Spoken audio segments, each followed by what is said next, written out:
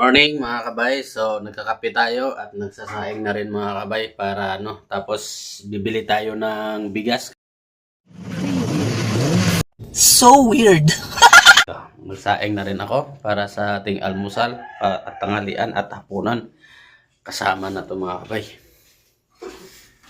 Alright, okay. Tingnan natin kung luto na.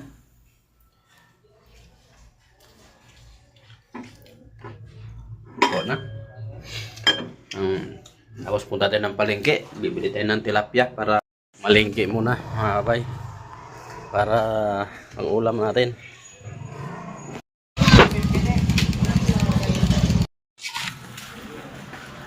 Bili tayong bigas.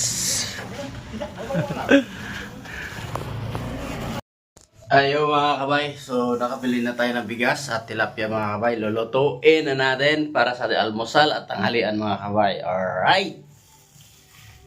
Okay, tapos mga kabay, naghihintay sa atin yung ating labahan. So maglalaba muna tayo. Pagkatapos nating maglaba, kumain at tayo ibabiyahin na mga kabay. Alright. Ito tuyo na yung ating mga damit. Ating higaan, no? Wala pang ligbit-ligbit. Okay, bumili tayo mga kabay ng kamatis. Kamatisan lang natin yung tilapia na binili ko. Ayan. Alright. Iyon mga kabay. Pinakulo na natin yung ating kamatis. Medyo pasim-asimin natin ng konti. Tapos yung tilapia natin mga kabay. Itong tilapia na ito mga kabay, binili ko ganina. Buhay pa ito. Nasa aquarium. Kaya sariwang-sariwa itong tilapia na to. Tilapiang Batangas daw. Buhay. So, yan. Sariwa yan. Kaya, bago na yung sili natin. Medyo mahanghang yan mga kabay. Tapos maraming kamatis. Ayos mga kabay. Tapos yung ating bigas naman, nandito na. Konsumo naman to mga kabay na mga 2 linggo. Pero may bigas pa naman tayo ditong natira. Ito sa bigasan. Ayan na. Ayaw ko lang yung mga kabay yung nauubusan talaga ng bigas. Kailangan talaga laging may bigas, asin sa loob ng bahay, oras ng pangangailangan, nandyan gagaling mo na kailangan mamroblema puntang palengke. Kasi medyo maglalakad pa.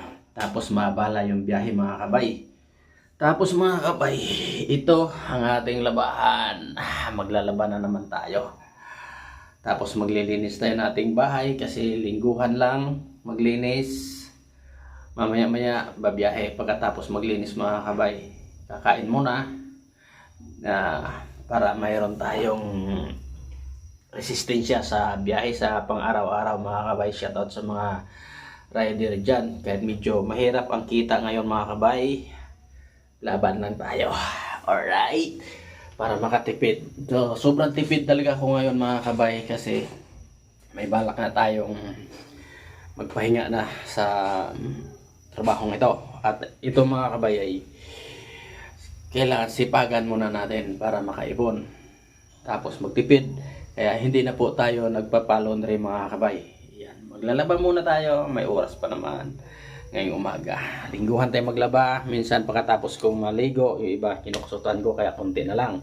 So yun ang isipin natin na mas makakaluwag ng oras at trabaho mga kabay. Hindi mabala ating biyahe. Alright.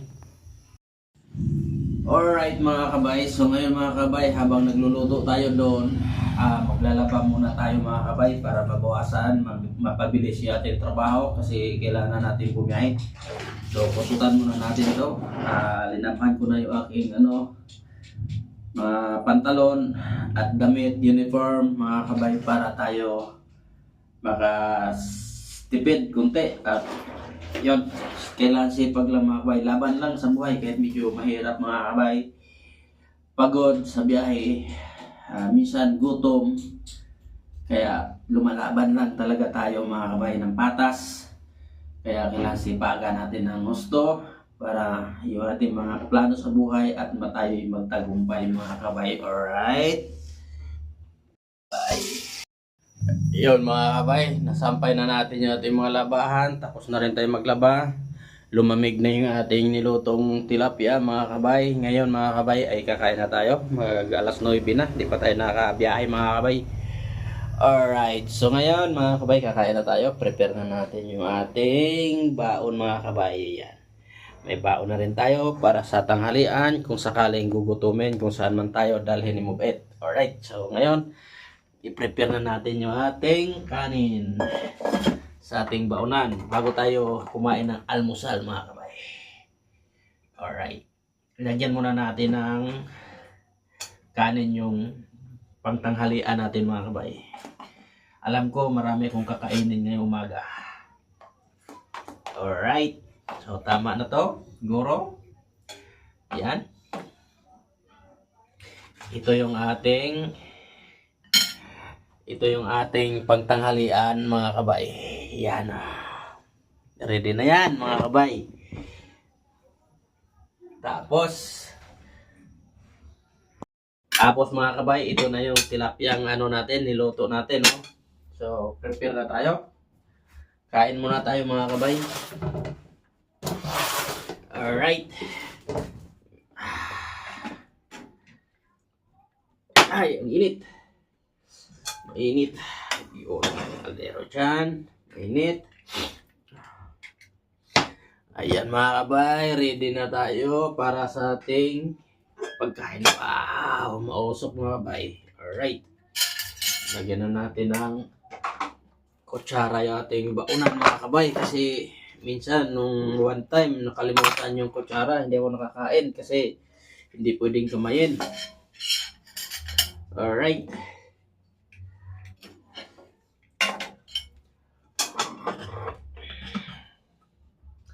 Grabe mga kabay. Kain tayo mga kabay. Wow. Ang laki nito mga kabay. Malaking tilapia to. Buhay ito ganina eh. Binili ko. Wow, ang bango. Yan. Kinamatisan lang ito mga kabay. Kinamatisang tilapia. Tapos may kunting sabaw. Ayan. Alright. So, kain tayo. Tikman natin.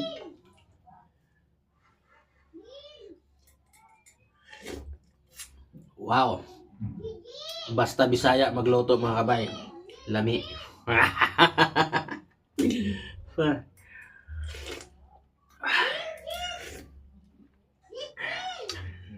Maingay yung mga tao sa labas mga kabay kasi harap natin tindahan. Alright mga kabay, kain muna ako.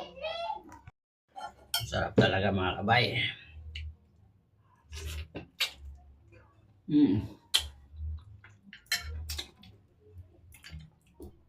Ulo ng tilapia mga kabay. Sarap. May kamatis, medyo masim-masim mga kabay. Alright. Kain tayo. Baka magutom kayo mga kabay. Ayaw mga kabay. Wala nang laman yung kaldero ko. Ubos yung sabaw. Ito mga kabay. Panapo na lang. Tinik ng isda. Busog na tayo. So, kondisyon na tayo para bumiyahe. Mamamaya mga kabay. Alright. Bye-bye. Dahil isda yung ating kinain mga kabay, mayroon tayong mga biskuit dito. Tapos, siyempre, kasi naubos na yung chocolate na pang kain-kain ko na So, ito na lang mga kabay para hindi malangsa sa ating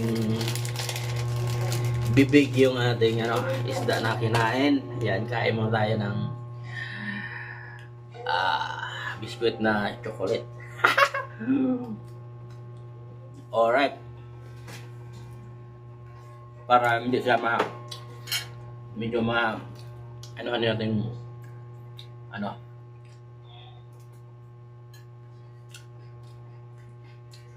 Alright mga kabay.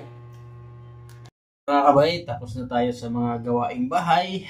Ito na naman, prepare na naman tayo para bumiyahe. Lagyan natin ng protection ng ating braso para hindi mangitim. At ganon din dito sa kabila mga kabay. Ito yung protection ko para hindi siya mangitim. Para hindi mangitim yung ating parang pangit palitan natin. Marami-rami dito mga kabay, kaso maluag. Ito. Pwede na, okay. Pangit din. Sa pangit.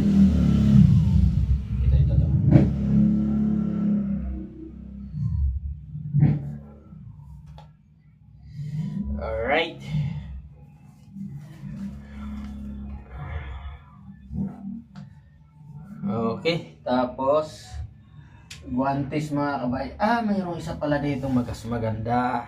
Ito. Palitan natin. Ito yung ito yung paborito kong isuot na kulay. Meron pala akong linabahan. Ito mga kabay. Yan. Mas komportable siya sa kamay. No. Kailangan nating kasi minsan nagbabakat dito sa mga kabay, kaya nagkaroon ako ng rashes dito. Dahil dito sa garter. Alright.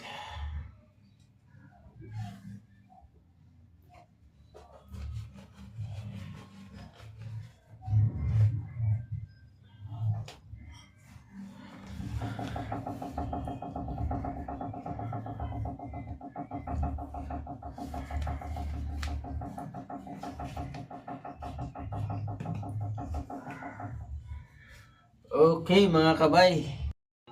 So napakaganda dito sa balat natin. Medyo malamig siya ng pakiramdam natin. Tapos siyempre protection dito kasi minsan naawang dito yung manggas ng ating uniform, nangingitim.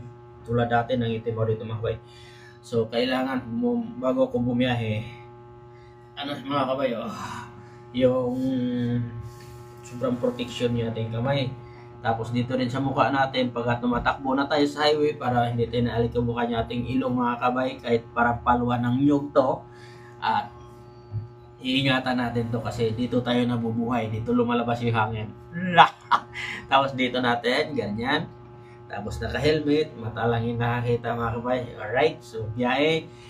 Thank you Lord.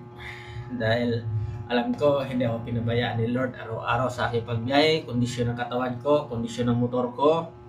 At maraming salamat sa blessing na binigay mo sa akin, Lord. Huwag mo akong pabayaan.